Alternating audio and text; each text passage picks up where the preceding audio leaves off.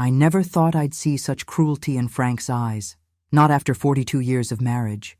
But there he stood, champagne flute raised high at our anniversary dinner, a slight smirk playing on his lips as he toasted to my final days. The crystal chandelier of Burlington's most exclusive restaurant cast prisms of light across his face, illuminating the darkness I'd been blind to for decades.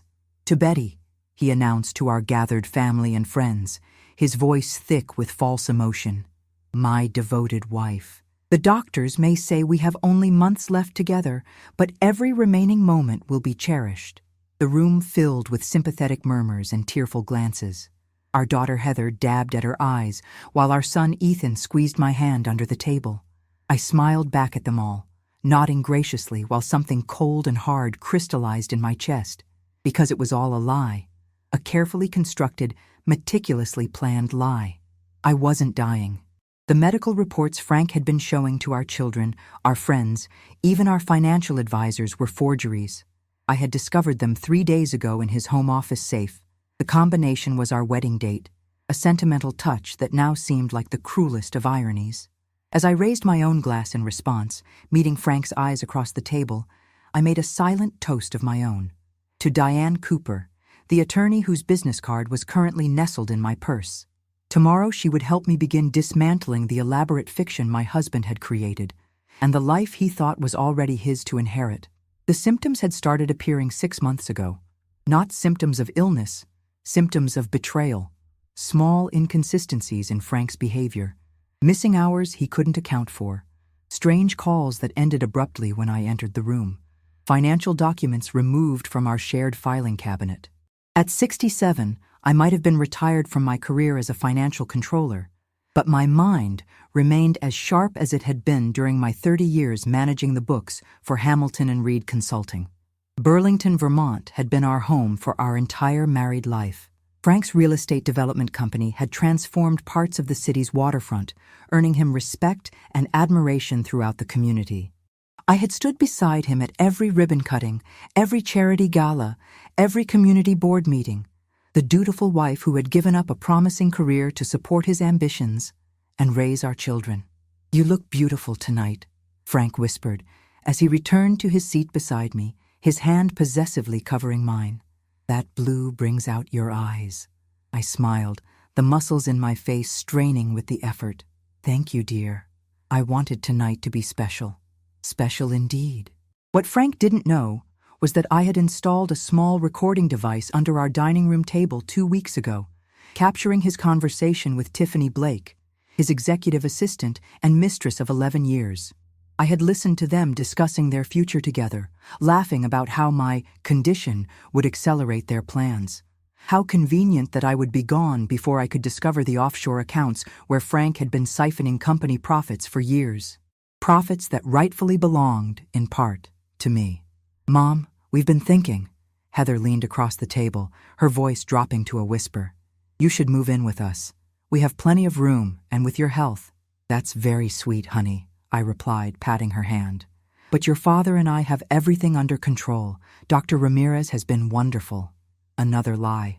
Dr. Gloria Ramirez had never diagnosed me with anything more serious than seasonal allergies and mild arthritis.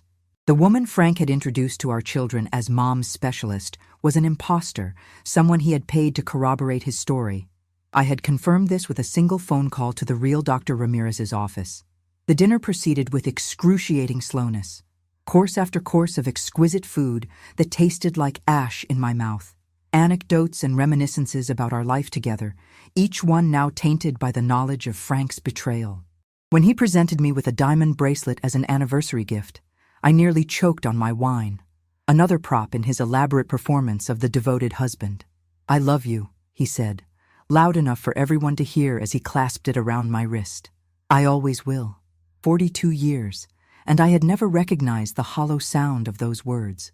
Or perhaps I had simply chosen not to hear it. I had invested everything in our marriage, my youth, my ambitions, my identity. When the children came, I had gladly stepped back from my career to raise them, believing Frank's assurances that we were building something together, that my contribution was valued, even if it didn't come with a paycheck or professional accolades. When dessert finally arrived, Frank proposed another toast. To all of you, our beloved friends and family, thank you for supporting us through this difficult time. I watched him in silent fascination.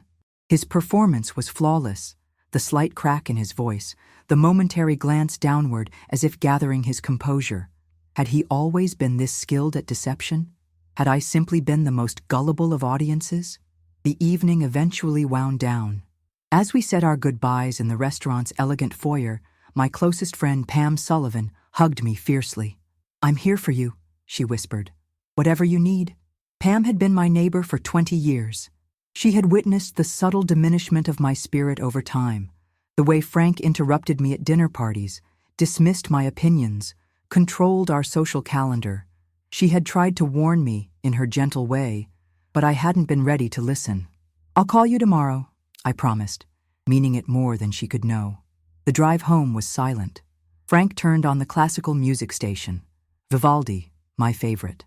Another performance. I gazed out the window at the familiar streets of Burlington, wondering how many times he had driven this same route with Tiffany beside him instead of me. "You seem quiet," he observed as we pulled into the driveway of our lakefront home. "Are you feeling all right?" "Just tired," I said. "It was a lovely evening." "You should rest," he replied, his concern so convincing that for a moment I almost believed it myself. "Why don't you take one of your pills?" The pills were vitamins. Frank had replaced my regular multivitamins with identical-looking tablets, telling me they were special supplements prescribed by Dr. Ramirez. I had been flushing them down the toilet for weeks, ever since I'd grown suspicious enough to have one analyzed by a lab. They contained nothing harmful that would have been too risky, but they weren't medication for any terminal illness. Inside our home, I excused myself to get ready for bed. In the master bathroom, I stared at my reflection in the mirror. My silver-streaked hair was styled in the conservative bob Frank preferred. My makeup was tasteful, my jewelry understated. I looked exactly like what I was, or what I had allowed myself to become, the proper wife of a successful man. But in my eyes, I saw something different. Something hard and determined that Frank had never noticed, or had deliberately chosen to ignore. I changed into my nightgown and performed my usual bedtime routine, aware of Frank moving around in the bedroom. When I emerged, he was sitting on the edge of the bed, scrolling through his phone. "Tiffany sent some papers you need to sign tomorrow," he said without looking up. "Just some updates to your will and the living trust. Nothing urgent." Nothing urgent, just the final steps in his plan to secure my assets before my convenient passing. The familiar rage bubbled up inside me, but I swallowed it down. Not yet. "Of course," I said mildly. "I'll look at them in the morning." He set his phone on the nightstand and came to me, placing his hands on my shoulders. "I know this isn't easy," he said, his blue eyes, the same ones that had made me fall in love with him at 25. Now filled with calculated compassion. "But I promise I'll make these last months everything you deserve." I nodded, unable to speak past the knot of fury in my throat. He interpreted my silence as emotion and pulled me close, stroking my hair. I allowed myself to be held, my body rigid in his embrace. Later, after Frank had fallen asleep, I slipped out of bed and padded silently to the guest room where I had hidden a burner phone. I sent a text to Diane Cooper. "Meeting confirmed for 10 a.m. The response came immediately. "Everything in place. Be strong." I deleted the messages and returned the phone to its hiding place. Then I went to the kitchen and poured myself a glass of water, standing by the window that overlooked Lake Champlain. The moon cast a silver path across the dark water, reminding me of the life I had once imagined for myself, bright, expansive, full of possibility. Frank had systematically narrowed that path, year by year, decision by decision. He had isolated me from colleagues who might have supported my career advancement. He had subtly undermined my confidence in my professional abilities. He had insisted that our social life revolve around his business connections rather than my intellectual interests. And I had allowed it, making excuses for his behavior, rationalizing each small surrender as necessary for our family's stability and success. I had believed we were partners, even as the ground beneath my feet shifted from equal footing to increasingly precarious terrain. No more. I returned to our bedroom and slipped back into bed beside the man who had planned my fictional death with such care. Tomorrow would be the first day of my new life, a life reclaimed from the ashes of betrayal. As I closed my eyes, I wasn't planning revenge. What I wanted was justice, and I had spent 42 years learning exactly how Frank Lawson's mind worked. I knew every vulnerability, every fear, every secret he thought was hidden. I knew where the financial bodies were buried because I had watched him dig the graves, one creative accounting decision at a time. I might have been silent, but I had never been blind, just unwilling to see. The morning arrived with golden autumn sunlight streaming through our bedroom windows. I had slept surprisingly well, buoyed by the certainty of my decision. Frank was already gone. Thursday was his early golf game with the mayor and several city council members whose votes he needed for his latest development project. I dressed carefully in a tailored charcoal suit I had purchased secretly online. Not my usual pastels and florals, but something with structure and authority. I styled my hair differently, swept back from my face instead of the soft waves Frank preferred. Small rebellions, but they felt significant. On my way out, I paused in front of the large family portrait hanging in our foyer. Frank and me flanked by Heather and Ethan at Heather's wedding 8 years ago. We looked perfect. The successful businessman, the supportive wife, the accomplished children. A tableau of upper-middle-class American success. But I knew better now, and soon they all would too. Diane Cooper's law office occupied the top floor of a renovated mill building in downtown Burlington. The exposed brick walls and industrial windows spoke of authenticity and strength. Qualities I was trying to reclaim within myself. "Betty," Diane greeted me with a firm handshake. She hadn't changed much since our college days, still whip-smart and direct, her silver hair cut in a no-nonsense bob, her gaze penetrating. "I wish we were meeting under better circumstances." "The circumstances are exactly what they need to be," I replied, settling into the chair across from her desk. For the next 2 hours, I laid out everything I had discovered. The forged medical documents, the recorded conversations between Frank and Tiffany, the financial irregularities I had uncovered by accessing his poorly secured cloud storage. Decades as a financial controller had taught me to follow the money, and Frank's digital trail was surprisingly careless. Perhaps he had grown overconfident, or perhaps he simply couldn't imagine that I would ever question him. Diane listened without interruption, taking occasional notes. When I finished, she removed her reading glasses and leaned forward. "He's committed fraud, identity theft, and potentially tax evasion," she said.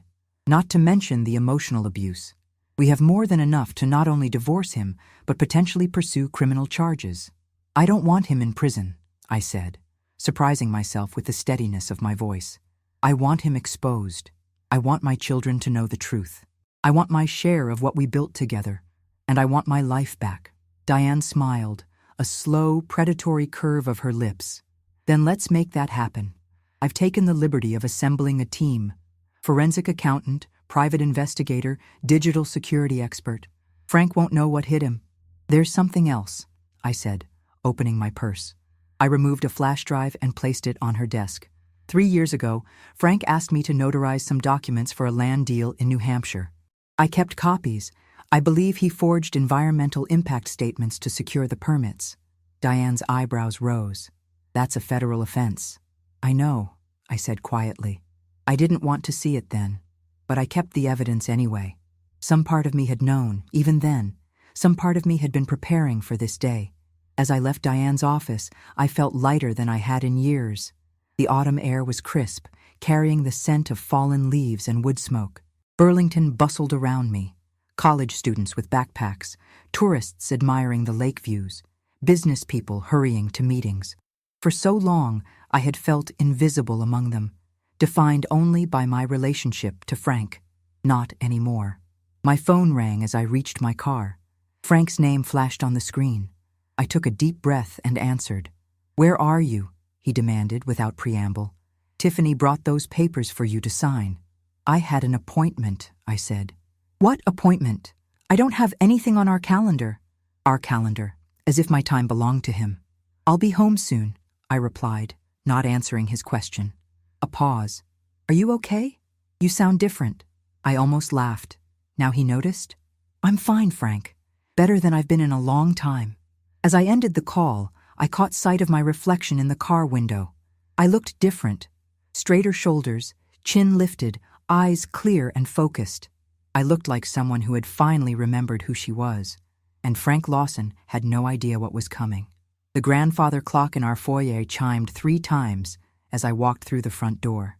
Frank and Tiffany were waiting in the living room, heads bent together over a stack of documents spread across the coffee table.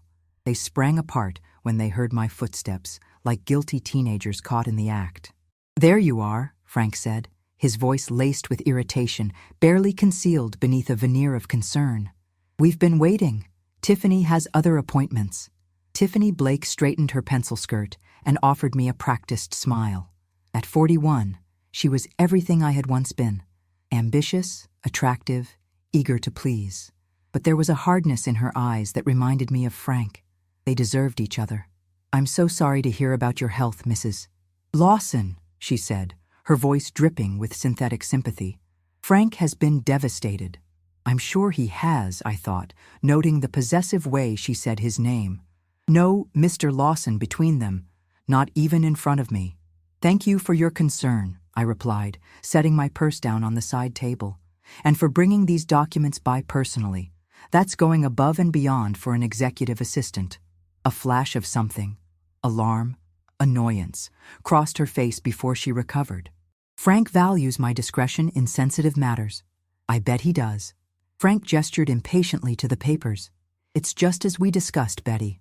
Updates to your will and the living trust given the circumstances, and a healthcare proxy naming me as your decision-maker." I sat down across from them, taking my time, smoothing non-existent wrinkles from my skirt. "Of course, but I'll need to read through everything first."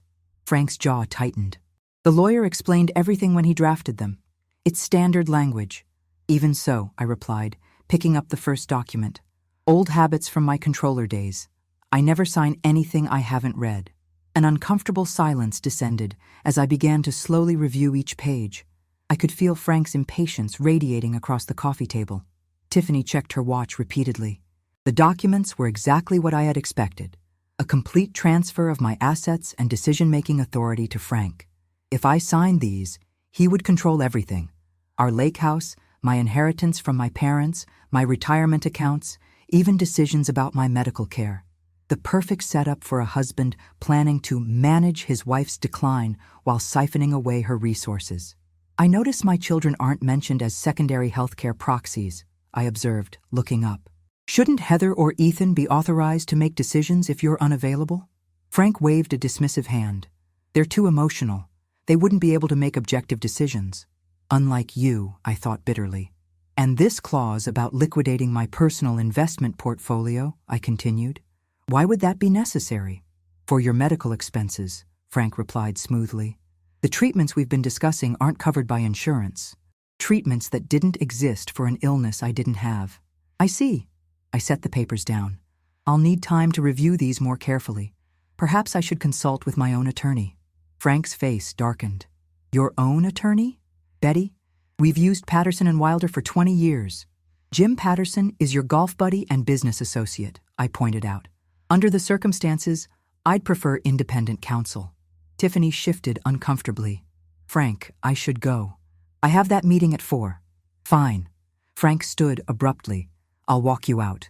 They disappeared into the foyer, their voices dropping to urgent whispers I couldn't quite make out. I used the opportunity to snap photos of each document with my phone, then quickly replace them in their original order. When Frank returned, his expression was carefully controlled. "Who is this independent counsel you suddenly need to consult?" "Diane Cooper," I said, watching his reaction. "We went to college together." Recognition flickered in his eyes. "The divorce attorney? Betty, what are you playing at?" "I'm not playing at anything, Frank. I'm protecting myself." He sat down beside me, taking my hands in his. His voice softened to the persuasive tone I knew so well, the one he used when he wanted something. "Sweetheart, I know this is scary. Finding out you're sick, facing your mortality. But pushing me away isn't the answer. I'm here to take care of everything." I almost admired his performance. If I hadn't known the truth, I might have believed the concern in his eyes, the gentle pressure of his fingers against mine. "I'm not pushing you away," I lied, matching his sincerity with my own. I just need to understand what I'm signing. He relaxed slightly, believing he had diffused the situation. Take all the time you need. Just don't wait too long. Dr. Ramirez emphasized the importance of having these matters settled while you're still clear-headed. The thinly veiled threat wasn't lost on me. If I became difficult, how long before Frank would start suggesting I was experiencing cognitive decline? How long before our friends and children would be told that poor Betty was becoming confused, paranoid, unable to make rational decisions? Not long at all, I suspected. I'll have an answer for you tomorrow, I promised. He kissed my forehead. That's my girl, his girl, as if I were a possession, a pet, a child to be managed. Never an equal partner. After dinner, I pleaded fatigue and retired early, claiming I needed to take my medication. Once in our bedroom, I sent the document photos to Diane, along with a brief summary of the conversation. Her response was immediate and unequivocal. Sign nothing. At 9:30, my burner phone vibrated with a text from Ethan. Mom, are you awake? Can we talk? My son had always been more perceptive than his sister, more willing to question Frank's authority. I replied with my location, the gazebo by the lake, at the far end of our property. 20 minutes later, Ethan's tall figure appeared on the moonlit path. At 36, he had Frank's height, but my features, the same gray eyes and determined chin. As a professor of environmental science, he had chosen a career path that often put him at odds with his father's development business. Mom, he said, embracing me carefully, as if I might break. I've been worried. Dad said you weren't feeling well after the party. I'm fine, I assured him, patting the bench beside me. Just tired from all the excitement. He studied my face in the dim light. You look different. Not sick at all. That's because I'm not sick, Ethan. The words hung between us in the cool night air. Ethan's brow furrowed. What are you talking about? Dad showed us the diagnosis, the test results. Forgeries, I said simply. I've never been diagnosed with anything terminal. Ramirez, the real Dr. Ramirez, confirmed it. Ethan stared at me, disbelief warring with confusion on his face. Mom, that's insane. Why would Dad lie about something like that? To gain control of my assets before divorcing me for Tiffany. The bluntness of my response seemed to shock him. He stood up, pacing the small confines of the gazebo. Tiffany? His assistant? Mom, I think you might be confused. Maybe the medication? I'm not taking any medication because I don't need any, I interrupted. The pills your father gives me are vitamins. I had them tested. Tested? Mom, do you hear yourself? This sounds paranoid. I had anticipated this reaction. For Ethan's entire life, Frank had been the authority figure, the decision-maker, the voice of reason. The idea that his father could orchestrate such an elaborate deception was beyond his comprehension. I pulled out my phone and played the recording I had made 2 weeks earlier. Frank and Tiffany discussing their future together, laughing about my non-existent illness. Ethan's face drained of color as he listened to his father's voice. Once Betty's gone, we'll have everything. The house, the accounts, all of it. And no one will question it because everyone will think she died of natural causes. Tiffany's response was equally chilling. What about the kids? They believe whatever I tell them. Always have. I stopped the recording. Ethan looked physically ill. There's more, I said quietly. Financial records, forged medical documents, witness statements from the real Dr. Ramirez. I've been gathering evidence for weeks. Ethan sank back onto the bench, his shoulders slumped. I can't believe this. Dad always said you were the one person he truly trusted, that you were his rock. The irony wasn't lost on me. I was. That's why he never thought I would question him. Does Heather know? I shook my head. Not yet. She's always been closer to your father. I'm afraid she won't believe me without irrefutable proof. She won't, Ethan agreed grimly. She thinks he hung the moon. We sat in silence for a moment, the gravity of the situation settling between us. What are you going to do? He finally asked. I'm meeting with a lawyer tomorrow, Diane Cooper. Recognition flickered in his eyes. The one who took down Senator Wilson in that huge divorce case? Mom, that's going to be nuclear. Your father has left me no choice. Ethan ran a hand through his hair, a gesture so reminiscent of Frank that it made my heart ache. He'll fight back. You know he will. And he fights dirty. I'm counting on it, I replied. That's when people make mistakes. My son looked at me with new eyes, as if seeing me clearly for the first time. You're not what I expected. What did you expect? I don't know. Tears? Hysteria? Not this. The calm determination that had carried me through decades in a male-dominated financial world. The strategic thinking that had helped Frank build his business, though he'd never acknowledged my contribution. The inner strength I had submerged beneath the identity of wife and mother. I spent 42 years being what everyone expected, I told him. Now I'm going to be myself. Ethan left an hour later, shaken but supportive. He promised to say nothing to Heather or Frank while I pursued legal action. As I watched him disappear down the moonlit path, I felt both lighter and heavier, relieved to have an ally in my son, but burdened by the pain my revelations had caused him. Back in the house, I found Frank waiting in our bedroom, his reading glasses perched on his nose as he reviewed some paperwork. "Where were you?" he asked without looking up. "Just getting some air by the lake, clearing my head." He grunted in acknowledgement. I saw Ethan's car in the driveway, so he had been watching. He stopped by to check on me. He's worried. We all are. Frank set his papers aside and fixed me with a penetrating stare. "Betty, I need to know what's going on with you. First the attorney, now these late-night meetings with Ethan. If there's something you're not telling me..." The irony was almost laughable. "Nothing important," I lied smoothly. "Just processing everything that's happening." He seemed to accept this, his expression softening. "Come to bed. You need your rest." I complied, going through the motions of my nighttime routine while my mind raced ahead to the next day's confrontation. As I lay beside Frank in the darkness, listening to his steady breathing, I wondered how many nights I had spent like this, physically close but emotionally isolated, married to a stranger wearing my husband's face. Morning arrived with a sense of inevitable confrontation. Frank left early for a breakfast meeting with investors, reminding me to think about those documents before he departed. The moment his car disappeared down the driveway, I called Diane. "Everything's in place," she assured me. "The forensic accountant has identified at least 3 offshore accounts Frank failed to disclose in your joint tax filings. The private investigator has surveillance photos documenting his relationship with Tiffany going back 7 years, and Dr. Ramirez has provided a sworn statement confirming she never diagnosed you with any terminal illness." "What time?" I asked. 11 o'clock at my office. Frank's assistant confirmed he'll be there, believing it's a meeting about a potential new development property. Heather and Ethan have also been contacted, though only Ethan knows the true purpose. My stomach clenched at the thought of Heather. My daughter had always idolized her father, modeling her aggressive corporate career after his. She would be devastated by his betrayal and potentially furious with me for exposing it. "Are you sure about this approach?" Diane asked, a rare note of hesitation in her voice. "We could proceed more discreetly." "No," I said firmly. "Frank has spent decades controlling the narrative. It's time everyone heard the truth at once, from me." After hanging up, I dressed with particular care, a deep burgundy suit I had purchased during my last business trip before retirement.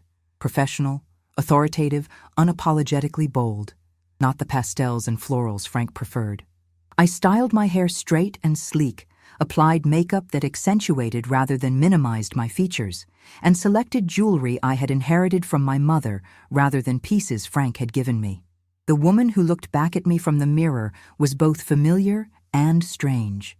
The Betty Lawson I might have become if I hadn't surrendered pieces of myself year after year in the name of marital harmony. I arrived at Diane's office 15 minutes early. Her assistant, a young man with kind eyes, offered me water and asked if I needed anything else. "Just a moment to collect my thoughts," I replied. He nodded sympathetically. "Ms. Cooper said to tell you she has the conference room prepared exactly as you discussed." At 5 minutes to 11, he escorted me to a large room with floor-to-ceiling windows overlooking Lake Champlain. Diane was already there, elegant in a charcoal suit, her silver hair gleaming under the recessed lighting.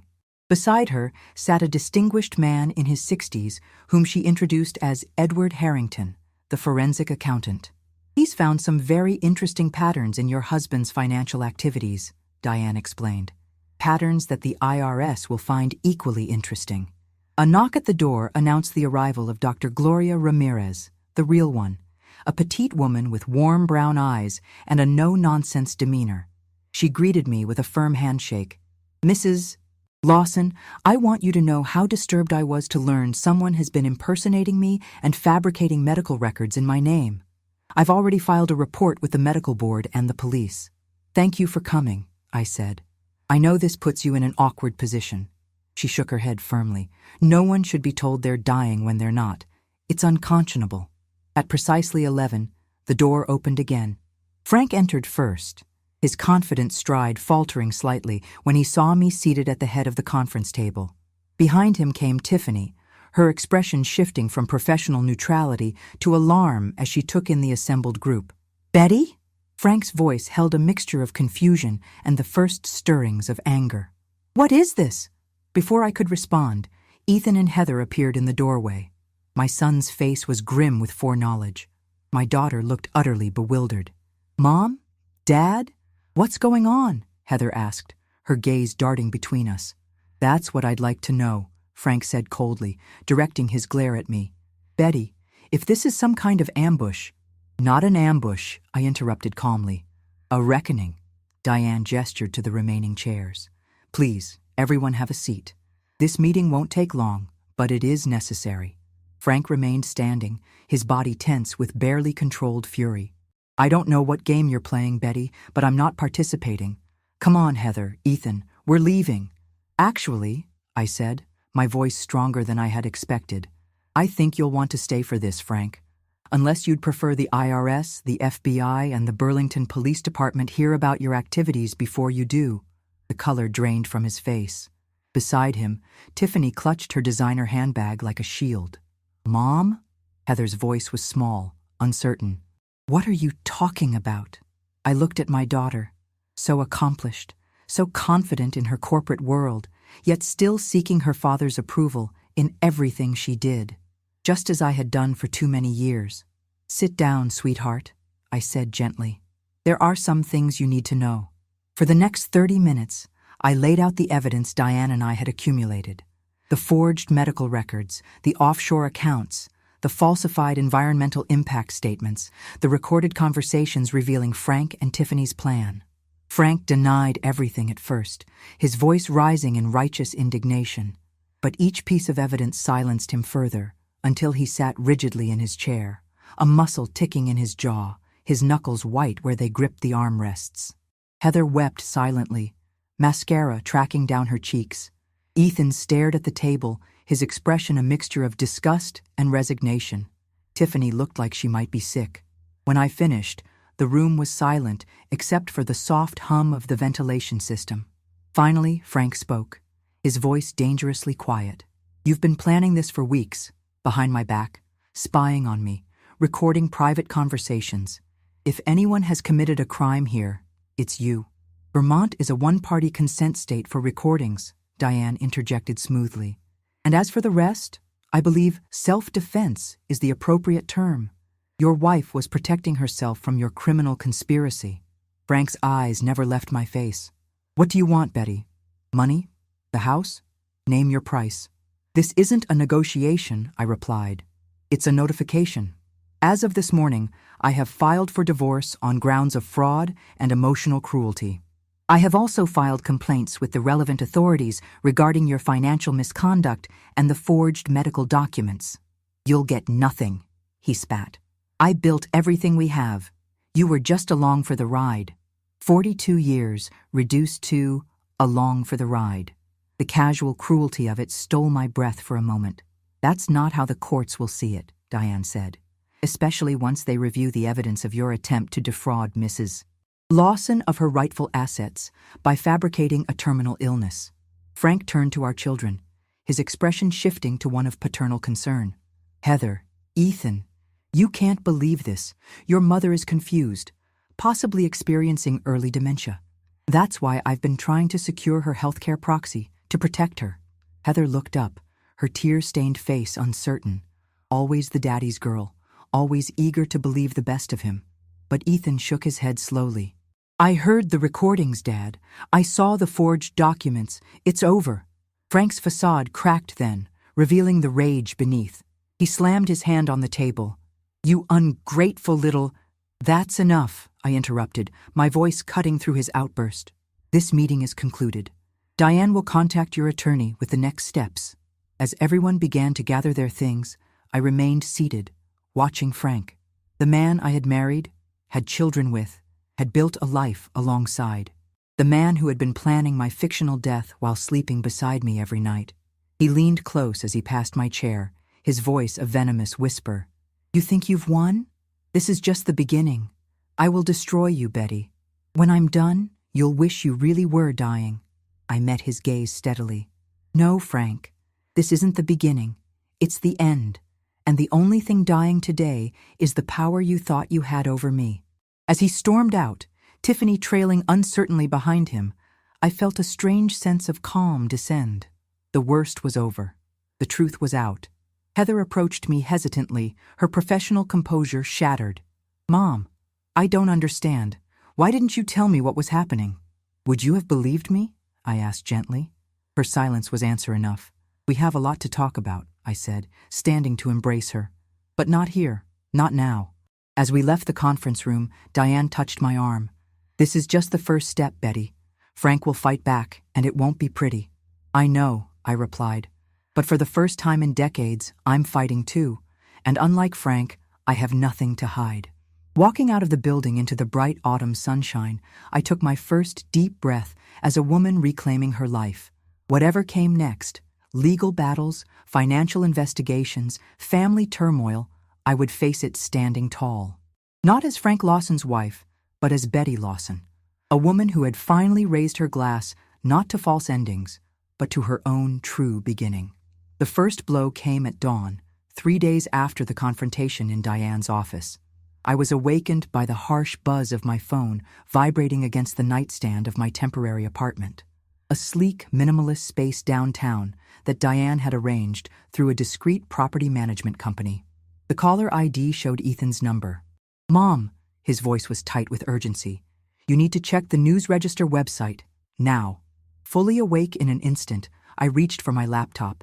The Burlington News Register's homepage loaded to reveal a headline that sent ice through my veins.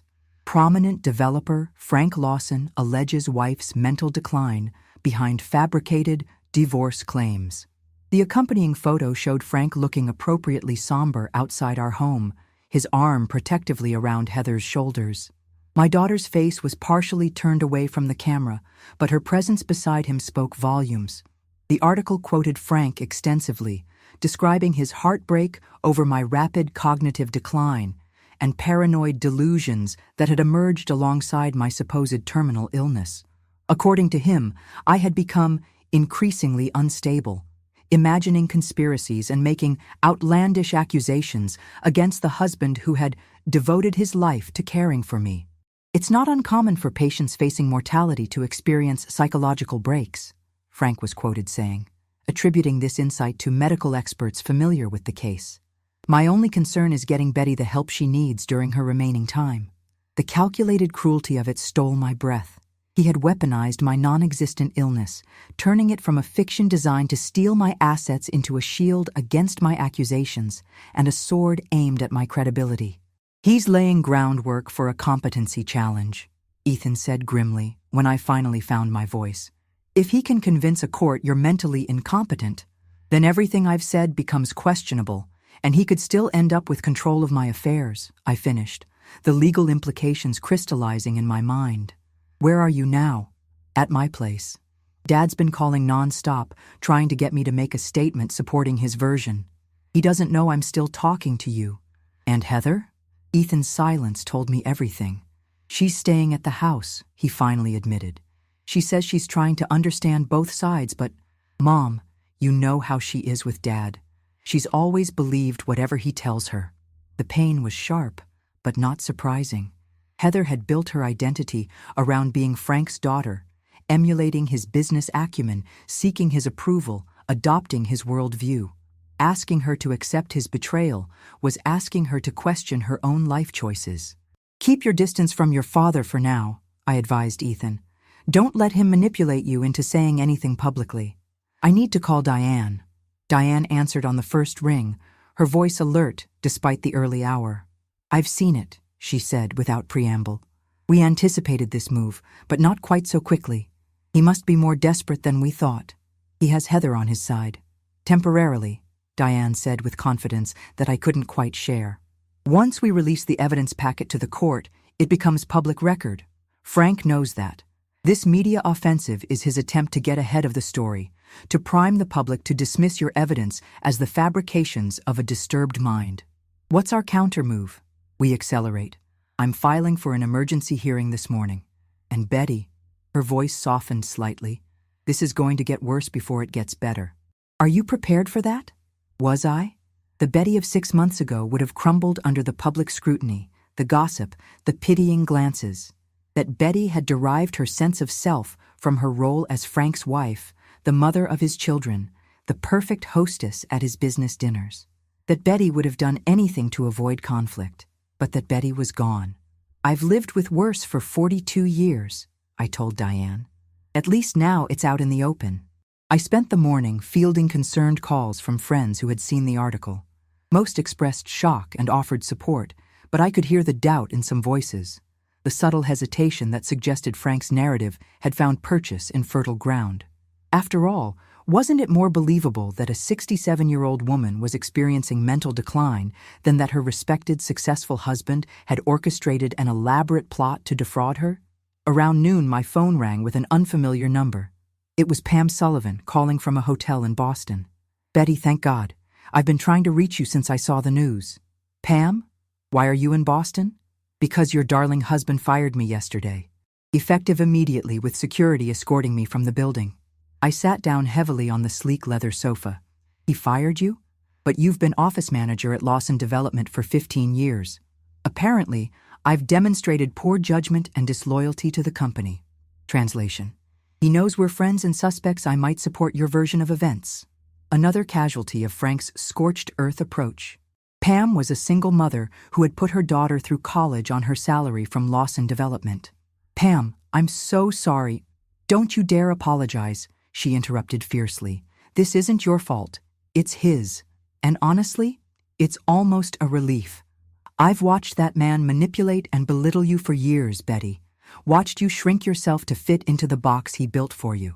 I'm just glad you finally found your way out. Her unwavering support brought tears to my eyes. Where will you go? What will you do? I'm staying with my sister for now. As for what's next? Well, that depends. On what? On whether you might need an assistant who knows where all Frank Lawson's metaphorical bodies are buried. Someone who's maintained the company files for 15 years and might have kept her own copies of certain interesting documents. A slow smile spread across my face. Pam Sullivan, are you offering to help me take down your former boss? I prefer to think of it as correcting the historical record, she replied with a hint of mischief. Besides, revenge and gainful employment in one package? How could I resist? By the time I met with Diane that afternoon, the situation had escalated further. Frank had called an emergency board meeting at Lawson Development and suspended all my access to company accounts and properties, including our home. My key cards had been deactivated, my company email shut down, my name removed from the company website where I had been listed as founding partner, despite never holding an official title. He's trying to erase you, Diane observed as we reviewed the updates in her office. Professionally, financially, socially. It won't work, I said with more confidence than I felt. Too many people know the truth. Speaking of which, Diane pushed a folder across her desk. Pam Sullivan contacted me directly. These are copies of internal memos and emails from Lawson Development going back 12 years. They document Frank's systematic exclusion of you from company decisions despite your substantial financial contributions to starting the business. They also contain some very interesting communications regarding the New Hampshire land deal. I leafed through the documents, recognizing Frank's distinctive writing style in emails where he discussed how to manage Betty's expectations and keep her occupied with charity work while he made the real decisions about the company we had built together. Is this enough? I asked. Combined with the financial evidence and the medical fraud?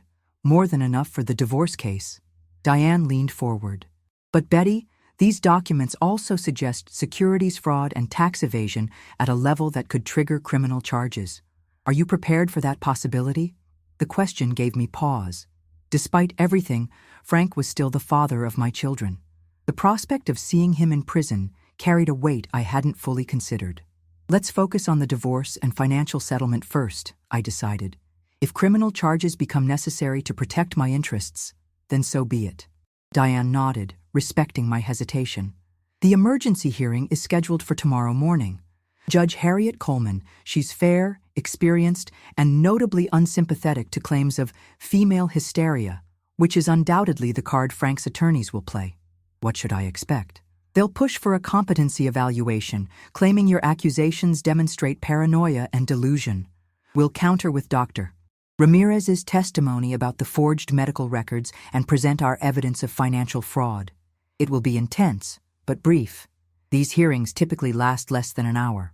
And Heather? Will she be there? Diane's expression softened. Frank's attorneys have listed her as a potential witness regarding your mental state.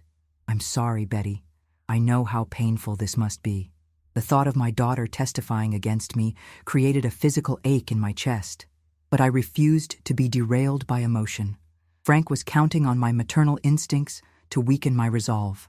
Then we proceed as planned, I said firmly. Heather has to make her own choices. That evening, I found myself drawn to the waterfront park near my temporary apartment. The October air was crisp, carrying the scent of fallen leaves and wood smoke from lakeside fire pits. Families strolled along the promenade. Couples walked hand in hand. Tourists snapped photos of the sunset painting Lake Champlain in shades of gold and crimson. Normal life continuing all around me while mine had been upended. There was something both comforting and disorienting about witnessing this ordinary beauty. I was so absorbed in my thoughts that I didn't notice the figure approaching until she spoke. Mom?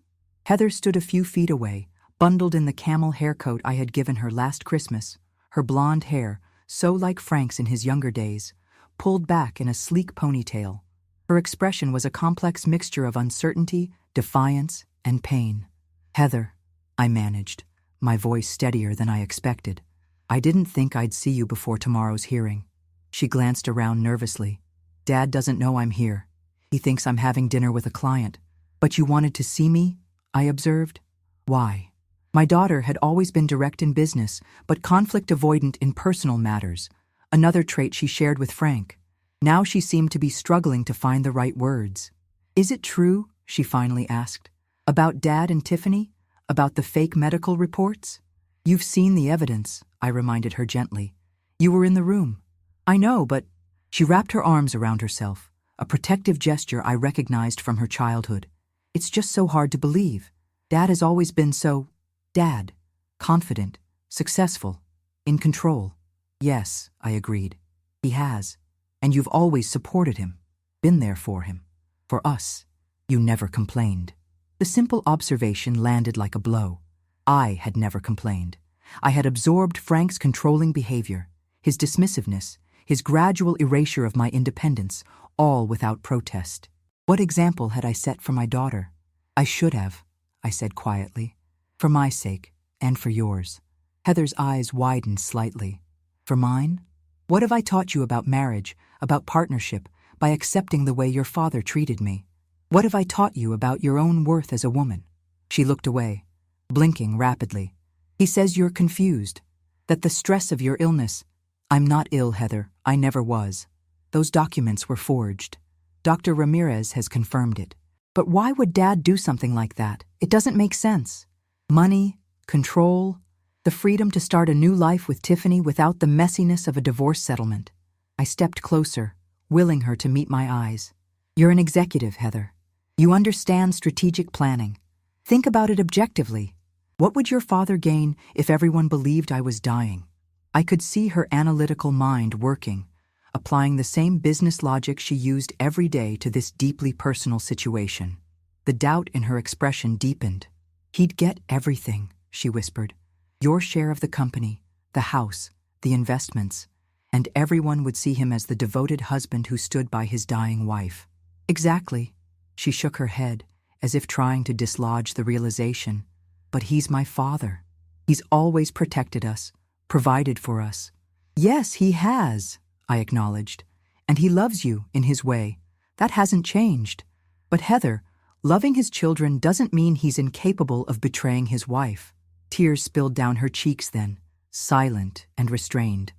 I wanted to reach for her, to hold her as I had when she was small, but I sensed she needed space to process this shift in her understanding.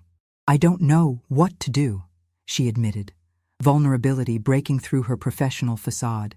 He wants me to testify tomorrow, to say you've been acting strangely, showing signs of confusion. And have I? I asked quietly. She met my gaze directly for the first time.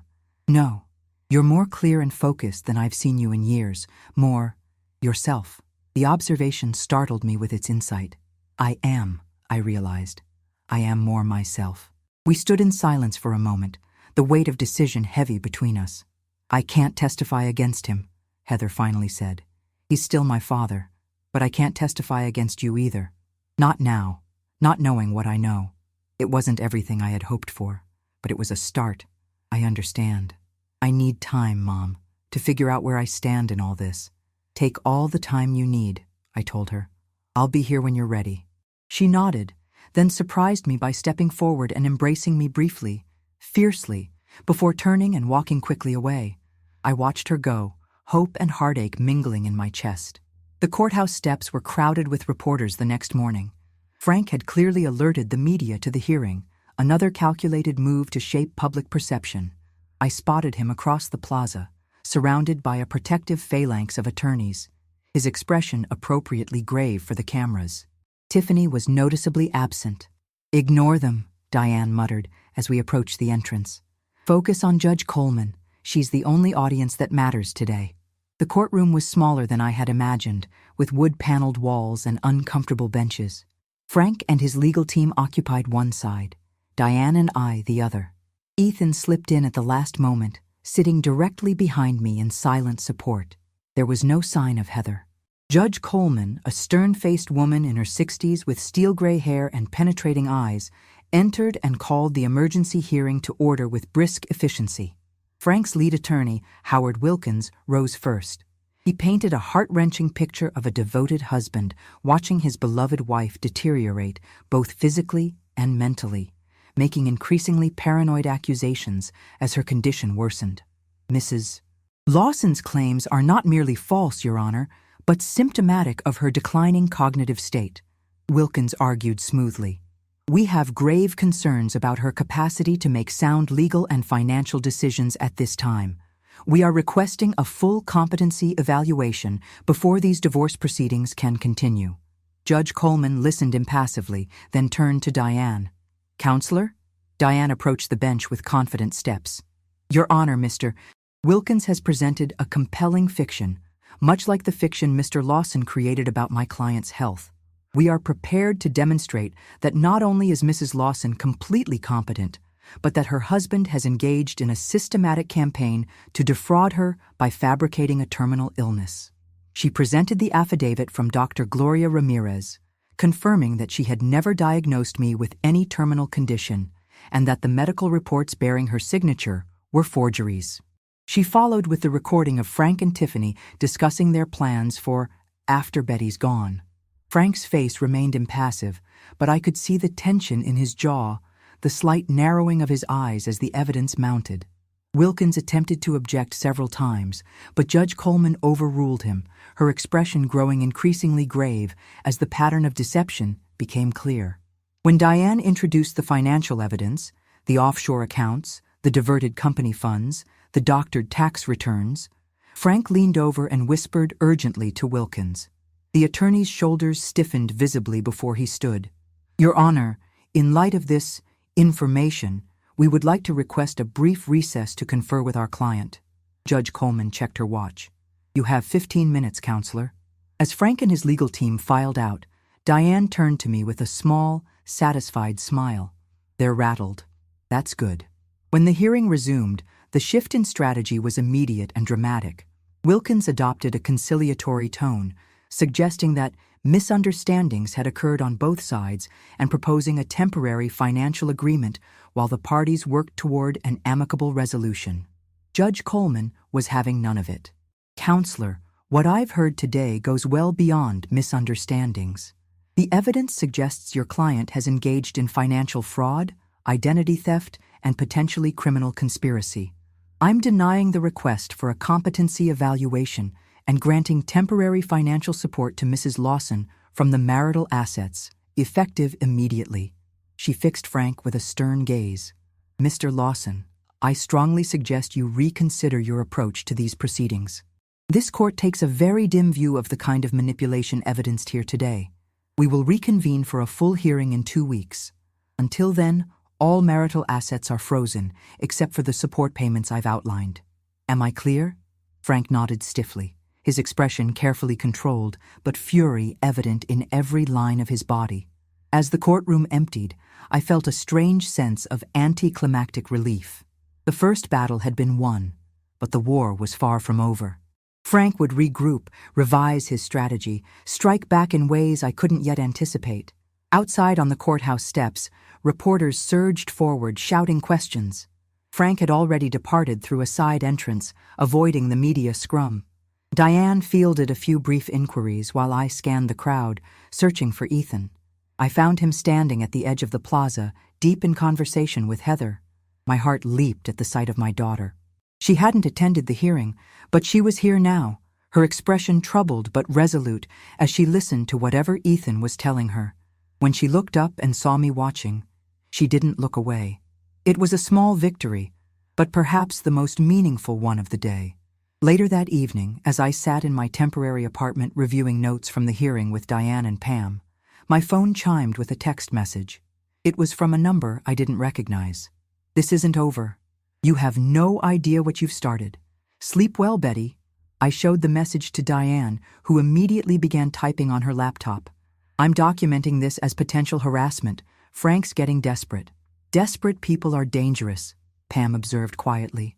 I set the phone down, refusing to let Frank's intimidation tactics affect me. So are angry women who've been pushed too far. The buzzer for the apartment's security system sounded, startling all three of us. The building had strict entry protocols. No one could reach my door without being cleared by the front desk. Diane moved to the intercom. "Yes?" "Package delivery for Mrs. Lawson," came the response. We exchanged wary glances. "I'm not expecting anything," I said. Pam peered through the peephole. "It's just the regular courier service the building uses. Should be safe." Diane opened the door cautiously. The young courier handed over a small padded envelope and departed with a cheerful, "Have a good evening." I examined the package carefully. It was addressed to me, with no return information. The postmark was local, dated yesterday.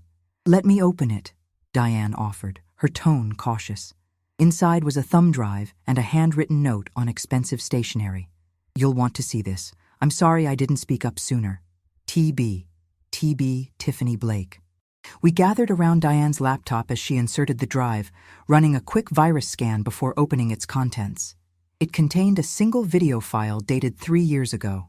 The video showed Frank in his office, seated behind his desk, speaking directly to the camera. His expression was serious, almost solemn. "If you're watching this, Tiffany, it means something has happened to me. I need you to know that I've made arrangements for you. The offshore account in the Caymans is in your name. The passwords are in the envelope with this video. There's enough there to take care of you for life." He leaned closer to the camera, his voice dropping conspiratorially. "Betty will never know. I've been moving company profits offshore for years. The dummy corporations, the inflated construction costs, the consulting fees to shell companies. It's all untraceable. By the time I'm done, the bulk of our assets will be completely shielded from taxes, from creditors, and from my wife." Frank's face broke into a cold smile. "She thinks the company was built on my vision. She has no idea how much of it was built on creative accounting. No idea at all." The video ended, leaving us in stunned silence. "Well," Diane finally said, her voice dry, "I believe we've just received Exhibit A for our case." "Why would Tiffany give us this?" Pam wondered. I thought of the tense moments in the courtroom, the urgent whispers between Frank and his attorneys, the abrupt change in strategy. "Because she's realized she's expendable. Frank is cutting her loose to save himself." Diane was already copying the file to her secure server. This changes everything. With this video, we have Frank's direct admission of financial fraud and tax evasion. The IRS and SEC will be very interested. And so will our children, I added quietly, thinking of Heather's troubled face outside the courthouse. This evidence would shatter any remaining illusions she had about her father. The truth was painful, but necessary, like lancing a wound to release the poison. As Diane and Pam discussed next steps, I moved to the apartment's wide windows, gazing out at the lights of Burlington reflected in the dark waters of Lake Champlain. Somewhere across that glittering expanse was the house I had called home for decades, filled with memories both bitter and sweet. I would never return there. That chapter was closed. For the first time, the realization brought not grief, but a sense of freedom. I had spent 42 years living in a beautiful cage of Frank's design. Now the door stood open, and beyond it stretched a future I was only beginning to imagine. Frank's threatening text glowed on my phone screen, still unanswered. I picked it up and typed a simple response. I know exactly what I've started. A new life without you in it. Then I blocked his number and turned back to the women who had become my allies in this unexpected battle. Whatever came next, I would face it not as Frank Lawson's wife, but as Betty Lawson. A woman reclaiming her power, one calculated move at a time. 3 months can change everything. As winter descended on Burlington, transforming the landscape into a pristine wonderland of snow and ice, my life underwent an equally dramatic transformation. The video Tiffany provided became the linchpin in both my divorce case and the subsequent federal investigation into Frank's business practices. 2 weeks after receiving it, I sat in a downtown conference room with representatives from the IRS, the Securities and Exchange Commission, and the U.S. Attorney's Office as they reviewed the evidence of Frank's extensive financial crimes. Mrs. Lawson, the lead investigator had said, studying me with careful eyes, "Were you aware of these offshore accounts during your marriage?" "No," I answered truthfully. I knew Frank was creative with his accounting, but I had no knowledge of the extent or the illegality. They believed me. My years as a financial controller with a spotless professional record working in my favor. But more importantly, they had Tiffany's full cooperation. After being unceremoniously fired and threatened by Frank when he discovered the missing video, she had turned state's witness, providing detailed documentation of years of financial fraud. The arrest came on a Tuesday morning in December. I learned about it not from the authorities but from Heather, who called me in tears from her office. "They took Dad away in handcuffs," she sobbed, "in front of everyone at the company. It's all over the local news." I had prepared myself for this moment, but the reality still landed like a physical blow. Despite everything Frank had done, some small part of me mourned for the man I had once loved, for the father of my children, for the life we had built together, however illusory it had proven to be. "Are you all right?" I asked my daughter, concerned more for her well-being than Frank's. "No," she admitted, "but I will be. We all will be." The "we" was significant. In the weeks following the courthouse confrontation, Heather had slowly found her way back to me. Our relationship was different now, more honest, more equal. She was beginning to see me not just as her mother, but as a woman with her own identity and strength. And I was learning to see her as an adult, making her own difficult choices, not as an extension of her father. Frank's arrest accelerated the divorce proceedings. With criminal charges pending and his assets frozen by federal authorities, his leverage evaporated. His high-priced legal team abandoned him for more promising clients, leaving him with a court-appointed attorney who advised him to settle quickly. The terms were everything Diane had fought for: half of all legitimate marital assets, my full stake in Lawson Development, which would soon undergo a complete restructuring and rebranding, and complete financial separation moving forward. The offshore funds, once recovered by authorities, would largely go toward paying fines and restitution, with the remainder divided according to the divorce settlement. On a snowy January morning, I sat beside Diane in the same courtroom where our battle had begun, watching as Judge Coleman approved the final divorce decree. Frank wasn't present. He remained in federal custody, denied bail as a flight risk. "Congratulations, Betty," Diane said, as we descended the courthouse steps afterward. "You're officially a free woman." Free. The word resonated through me like a bell tone, clear and true. But freedom, I was discovering, was both exhilarating and terrifying. After decades of having my identity subsumed by my marriage, I now faced questions I had never allowed myself to consider. Who was Betty Lawson without Frank? What did I want from this unexpected chapter of my life? What would I build with my reclaimed time and resources? The answer began to take shape during a dinner with Pam, who had become not just an ally in my fight against Frank, but a true friend. "Remember when you used to talk about opening that financial literacy center for women?" she asked over glasses of Cabernet in my new Riverside condo. "Back when we first met, before Frank convinced you it was unrealistic?" I had almost forgotten that early dream. To create a place where women, especially those in or leaving difficult marriages, could learn to manage their finances independently. Frank had dismissed it as naive do-goodism, a waste of my professional expertise, and I had believed him. "It wasn't unrealistic," I said slowly, the old passion rekindling. "It was threatening, to him, to his control." Pam raised her glass. "Well, he's not in control anymore, is he?" 3 weeks later, I signed the lease on a modest office space downtown. With Pam as my operations manager and a small team of dedicated professionals, including several former Lawson Development employees who had reached out after Frank's arrest, the Burlington Women's Financial Empowerment Center was born. We offered free consultations, affordable workshops, and one-on-one counseling for women navigating divorce, widowhood, career transitions, or simply seeking financial independence.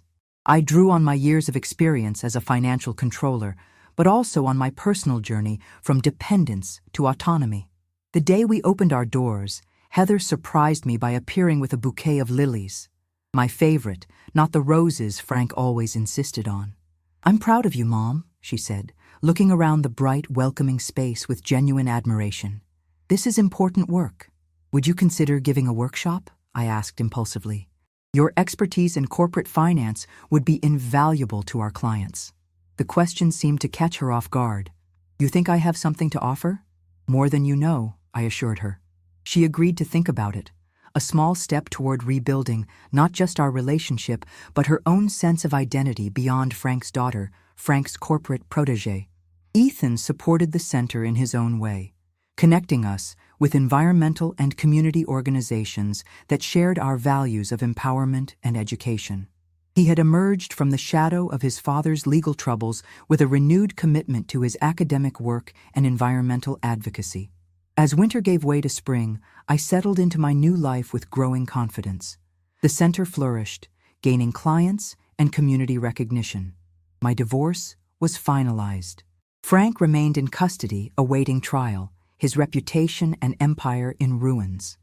The Burlington society that had once revolved around him gradually adjusted to his absence and to my emergence as an independent entity. There were difficult moments, of course. Whispers still followed me at public events.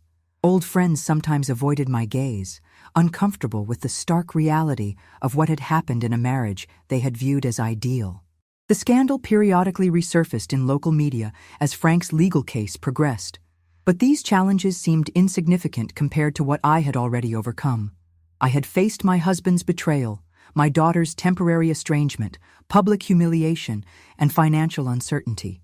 And I had emerged stronger, more authentic, more truly myself than I had been in decades. On a bright May evening, almost 7 months after the dinner where Frank had toasted my final days, I hosted a small gathering at my Riverside condo. Diane was there with her wife, along with Pam, Ethan, and his partner, Heather, and a few close friends who had stood by me through the ordeal. As the sunset painted the sky in shades of pink and gold, I raised my glass, not champagne, which I had come to associate with Frank's false celebrations, but a local craft cider that I had discovered and loved. "To new beginnings," I said, looking around at the circle of faces that represented my chosen family, "and to the truth that sets us free." Later, after the guests had departed, I stood on my small balcony overlooking the water. The night was clear, stars emerging in the darkening sky, the lights of Burlington twinkling along the shoreline. In the distance, I could just make out the silhouette of my former home, the lakefront property that would soon be sold as part of the federal case against Frank. I felt no regret as I gazed at its familiar outline. That house had been beautiful but confining, filled with expensive things but empty of true partnership or respect. My new home was smaller but entirely mine, chosen by me, arranged according to my preferences, filled with objects that reflected my taste rather than Frank's carefully curated image. My phone chimed with a text message from an unknown number. My heart stuttered briefly before I opened it, half expecting another threat from Frank's diminishing circle of allies. Instead, it was from Dr. Gloria Ramirez. Saw your center featured in the Burlington Free Press. Wondering if you might want a medical professional to talk about healthcare financial planning for women? No pressure. I smiled and typed back an enthusiastic acceptance. Another connection, another opportunity, another small expansion of the life I was building day by day. Frank had raised his glass to what he believed would be my end, the convenient death of a woman he had long ago stopped seeing as fully human. Instead, he had inadvertently toasted the beginning of my rebirth. As for me, I had raised my glass to the lawyer who helped me find justice, yes, but more importantly, I had raised it to myself, to the Betty Lawson who had finally emerged from decades of invisibility into the full light of her own power. And in that light, I intended to thrive. If you've been touched by my story, please hit that subscribe button. No one should face financial manipulation alone. I'm here to help you recognize the warning signs. Don't forget to share this video with someone who might need to hear it. Your support helps me reach more women who deserve their own fresh start, just like I found mine.